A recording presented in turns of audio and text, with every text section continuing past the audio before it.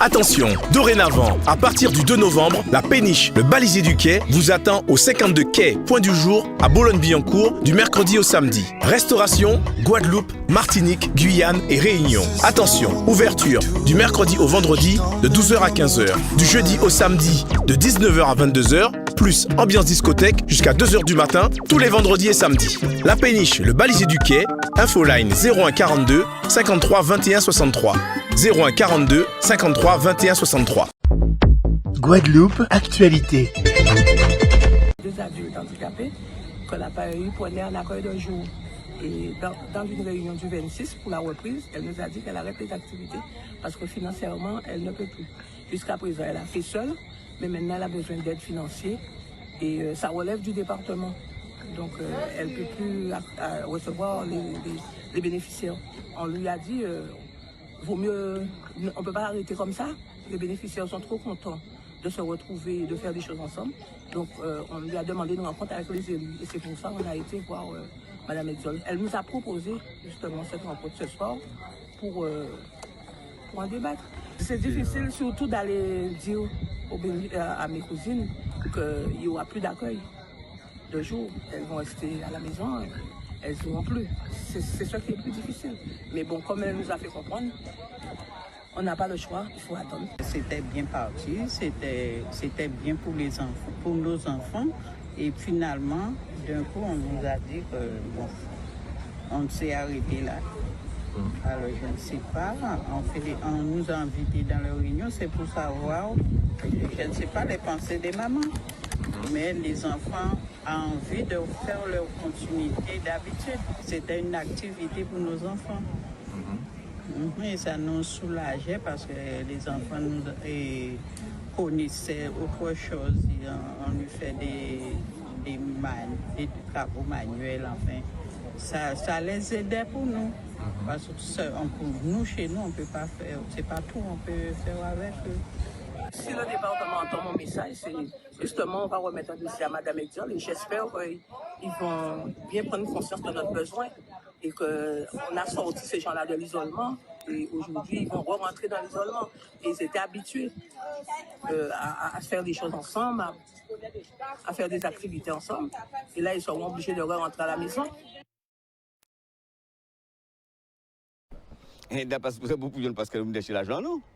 Nous avons une décision, non, puisqu'on ne peut pas dire qu'on va engager des procédures contre des centaines à travailler à l'hôpital, des centaines de travailleurs qui ne peuvent pas faire rien, qui ne peuvent pas voler, qui ne peuvent pas tuer. Et qui, plusieurs mois plus tard, 12 mois plus tard, a constaté qu'effectivement, nous avons une raison. Nous suspendons de manière tout à fait illégale avec des décisions qui ne sont pas notifiées, des décisions qui doivent être rétroactives. Et jugé par deux reprises, le 26 août et le 18 octobre, 10 directeurs HCH là ont une décision qui est rétroactive sur une décision qui est illégale. Donc, c'est illégal et nul d'effet. Donc, il faut intégrer ces camarades-là, il faut payer.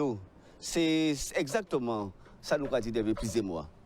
Nous avons une aberration sanitaire, une aberration médicale, une aberration sociale qui ajoute un déni total du droit et du droit administratif. Donc, par conséquent, là, nous fondons à dire directeur de l'établissement là, tout le temps, nous pas travailler, pas travailler non plus. Donc, nous venons à la DRH, dire que nous attendons décision, nous attendons l'argent, et que travaille pas nous. De toute façon, quand nous dit qu'il directeur à l'établissement là, c'est peut exercer pouvoir, responsabilité, compétence et rôle, fonction à directeur à autres, alors que ce soit piétiner, ça qui est essentiel, c'est le droit du travail, et singulièrement les statuts des personnels. C'est tout, c'est simple. Nous sommes très fiers encore une fois de résister parce que la vérité commence à éclore.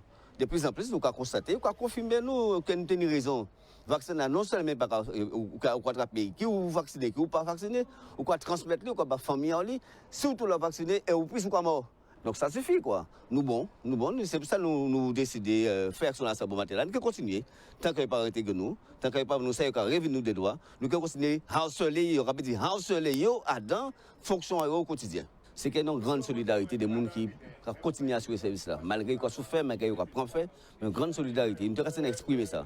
Après, parole à Karenko et à Mathurin qui a dit comme ça que la majorité des personnes hospitalières n'a pas d'accord avec nous, en 3 jours, au CHU seulement, nous recevons plus de milliers de signatures à tout le monde. Cadres, médecins, infirmiers, ergothérapeutes, kinés, ASH, ouvriers, plus de 1000 agents. Au CHU, signons une pétition qui réclame l'intégration. Et nous pouvons nous rester à d'autres établissements. Donc ça veut dire qu'Areco mentit. ils mentent à les citoyens. C'est ça qui révolte. Qui j'en peux dire comme ça, que nous ne voulons pas voir collègues nous travailler avec nous, gens qui lèvent avec nous, qui travaillent avec nous, qui font formation avec nous, qui partent en France avec nous, qui prennent faire un Covid avec nous. Je dis là, comme ça que non, ça n'est pas possible. Donc les camarades des établissements sont là particulièrement offusqués, particulièrement enragés de voir qu'ils mettent des doyaux, le fait qu'ils ne pas réintégrer les soignants, le fait qu'ils mettent des doyaux, le fait que nous ne pouvons pas soigner les gens dorénavant correctement, nous avons maltraitance institutionnelle, ça n'est pas acceptable. Donc les camarades réagissent, ils réagissent en 3 jours avec plus de milliers de signatures à la pétition là.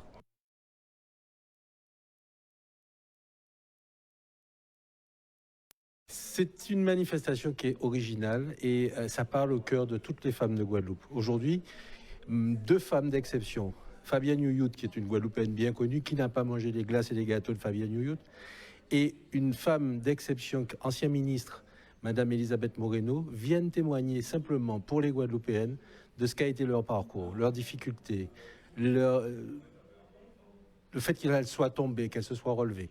Aujourd'hui, les femmes parlent aux femmes, mais plus encore, 2 femmes donnent la vision que tout est possible. Que nous avons, nous autres hommes aussi, parce que ce n'est pas seulement les femmes, les hommes et les femmes ont au sein de leur cerveau, dans leur propre être, la capacité de réussir s'ils en ont la volonté et s'ils en ont la pugnacité d'aller de plus en plus vers l'avant. Mais qui est-ce qui ne rencontre pas des difficultés quand il crée une entreprise? Mais c'est des difficultés mais vraiment qui sont énormes.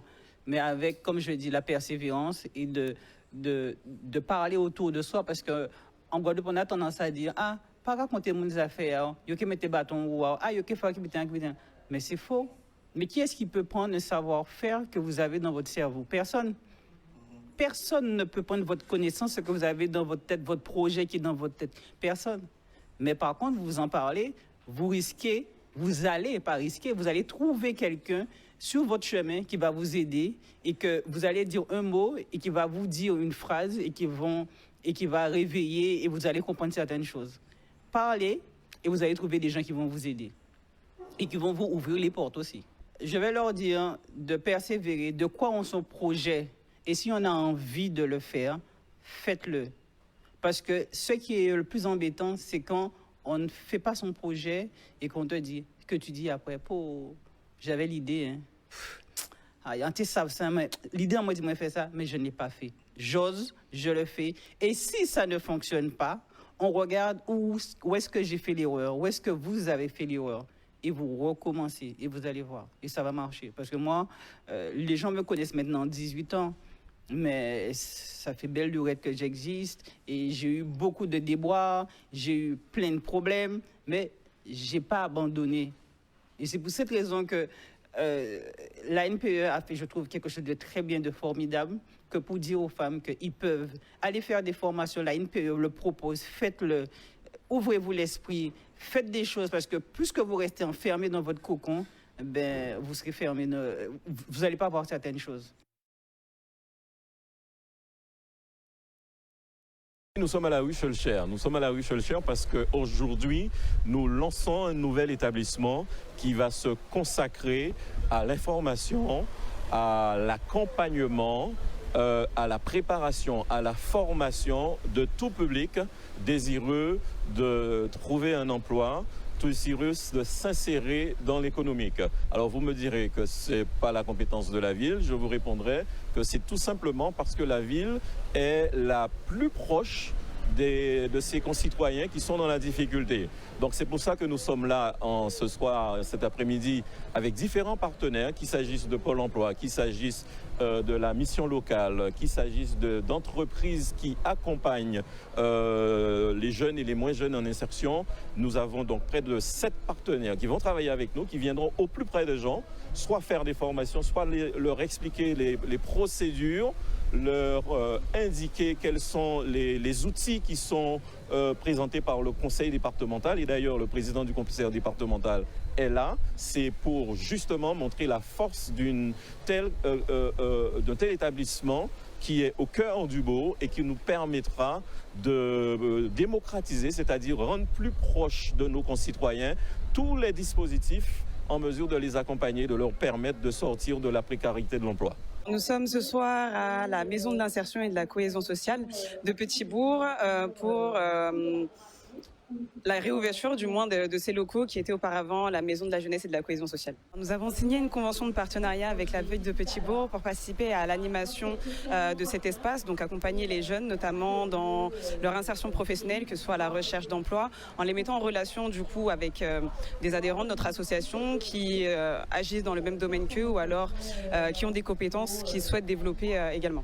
Effectivement, c'était important pour moi, double titre, en tant qu'élu de Petit-Bourg, puisqu'on avait eu l'occasion d'initier ce projet, puisque la ville a toujours été en avant-garde sur l'accompagnement des jeunes, l'accompagnement des défavorisés, des personnes en insertion.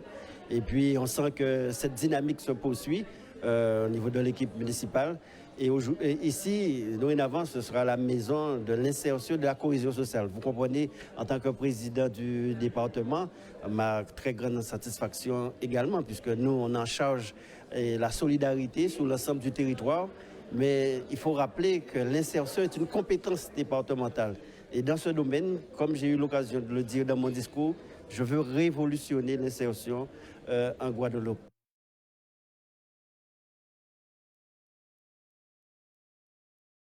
Le projet vedette, c'est pour les variétés en jeu pour le territoire guadeloupéen, en sachant qu'il y a beaucoup de ravageurs et de phytopathogènes qui attaquent les cultures.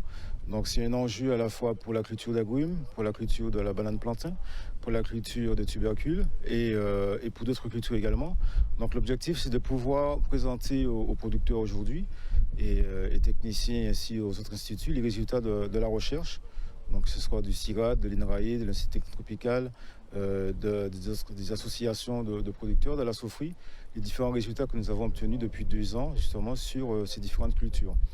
L'objectif du projet vedette, c'est d'assainir justement les cultures par rapport aux maladies et par rapport aussi à l'impact climatique, puisqu'on sait qu'il fait de plus en plus chaud. Il y a des cultures qui ne supportent plus la chaleur ou qui ne supportent plus les fortes pluviométries. Donc l'idée, c'est d'avoir des variétés qui puissent justement résister aux intempéries climatiques et puis résister aussi aux ravageurs.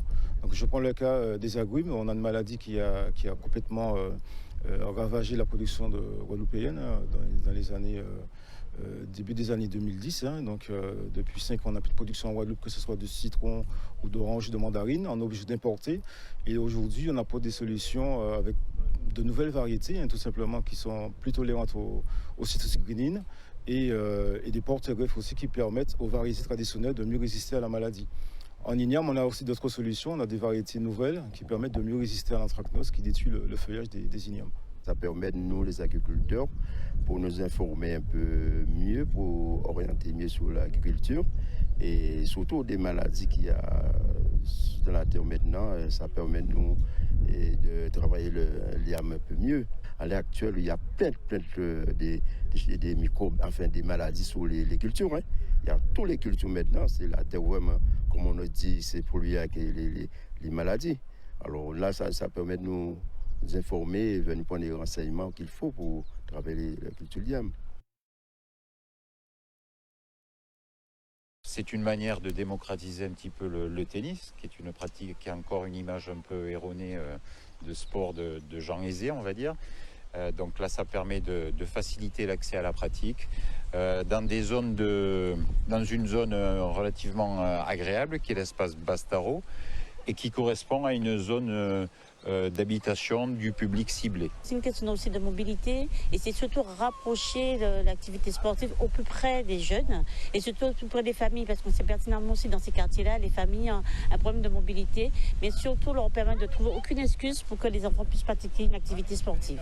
Les enfants peuvent presque venir à pied ou pas, en tout cas en voiture, mais pas très loin. Ça, c'est un point positif. Et surtout, qui est une occupation saine, qui est le sport. En l'occurrence le tennis comme un autre sport, mais le tennis dans le cas présent. C'est une manière aussi de détecter des futurs champions. Quelquefois, vous savez, les jeunes, ils ne savent pas exactement quel sport ils veulent pratiquer. Donc, amener le sport au plus près d'eux permettrait aussi de toucher à peu près à tous les sports qui existent sur le territoire de la ville de Bemao et pouvoir justement choisir un sport qui convient plus à les aptitudes qu'ils ont. Dans un premier temps, il y a parfois des passerelles, et ça s'est déjà vu les années précédentes, où j'ai des enfants qui ont se sont adaptés au concept Bougeons dans la Rila et que j'ai récupéré dans des clubs et qui continuent leur progression dans le cadre d'un club qui est Fédération française de tennis. Il faut supporter les Guadeloupéens, fiston, voilà. Nous on en a regardé, mais ah ouais, nous on a fait des et à très local et moi vu qu'elle a fait devant un jour. Ça représente mon enfance et surtout j'habitais le bourg du Gosier. Donc j'ai eu cette chance d'avoir vu le bateau de Michael Birch qui est passé pour la première fois. Voilà. J'ai aimé courses, mais par exemple, regarder courses à bicyclette, parce que ça être quelqu'un cycliste, donc c'est pour un cycliste. Mais route du Rhum, par contre, c'est pilote là, parce que c'est des pilotes. Par contre, donc ça va. Non, on va regarder ça. Pour moi, la route du Rhum, c'est un événement culturel de Guadeloupe. C'est Guadeloupe, du coup, pour moi, c'est juste ça. Après, c'est vrai que je suis jamais allée, ou alors ça date de vraiment très longtemps. Oui, j'ai déjà entendu parler, mais c'est pas quelque chose qui m'intéresse forcément. Parce que je ne connais pas en profondeur. En tout cas, la question m'encourage à m'y intéresser. Toujours qu'à suivre sinon Guadeloupéen, toujours qu'à suivre les quand même. Et comme nous avons été pas loin à la marina, donc c'est plutôt pour ça. Bon, je regarde la route du Rhum comme ça, mais c'est pas ma passion.